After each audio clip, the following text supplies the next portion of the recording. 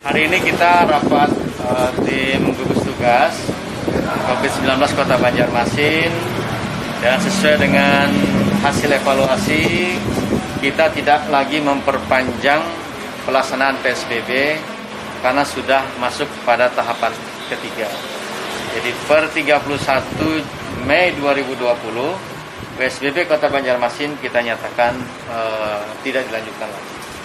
Nah, kemudian sesuai dengan keputusan dari Badan Nasional Penanggulangan Bencana Pusat bahwa status tanggap darurat bencana non-alam atau bencana kesehatan ini kan diteruskan dilanjutkan, sehingga kita mengikut sesuai dengan arahan pemerintah pusat. Nah, kemudian yang paling penting lagi adalah seluruh perilaku, sikap, dan arahan yang terkait dengan pelaksanaan PSBB tetap diterapkan dalam bentuk protokol kesehatan. Siapapun dia dalam beraktivitas di Kota Banjarmasin wajib pakai masker, menjaga jarak. Kemudian di tempat-tempat ekonomi, pasar, sarana publik wajib gunakan masker. Kemudian pelayanan publik juga di pasar-pasar wajib menggunakan pengukur suhu atau termogan. Dan kemudian social distancing, physical distancing itu harus tetap diterapkan. Kemudian hal yang juga menjadi sangat sensitif adalah terkait dengan keputusan Menteri Kesehatan 328 terkait dengan pedoman pelaksanaan pada masa pandemik untuk aktivitas ekonomi dan juga perkantoran itu tetap dilaksanakan, dan ini juga di pemerintah kota akan diterapkan. Kemudian lagi terkait dengan rumah ibadah. Nah, sesuai dengan arahan pemerintah pusat terkait dengan pasca PSBB, kami tidak menyebutnya sebagai normal baru dan juga tidak menyebutnya sebagai new normal, tetapi kondisi tanggap darurat pasca PSBB tetap menerapkan protokol kesehatan.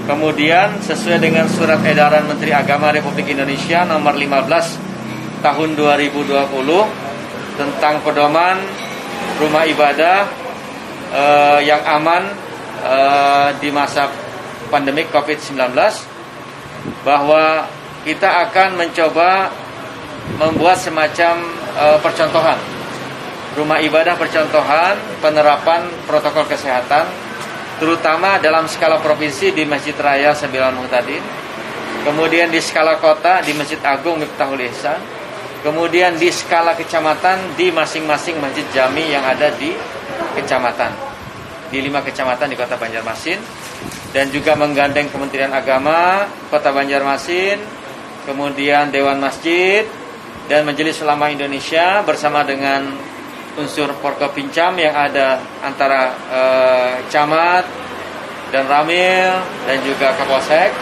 untuk sama-sama menyiapkan rumah ibadah yang akan menjadi percontohan penerapan surat edaran Menteri Agama nomor 15 tahun 2020 tentang penegakan protokol kesehatan. Jadi saya kira itu yang menjadi hasil kita hari ini.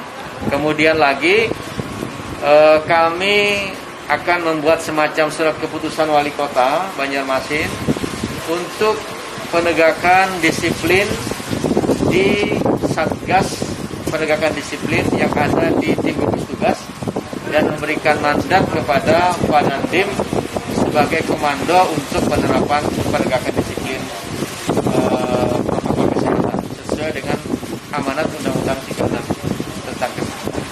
Nah, kami berharap ini bisa ditaati oleh seluruh warga Kota Banjarmasin.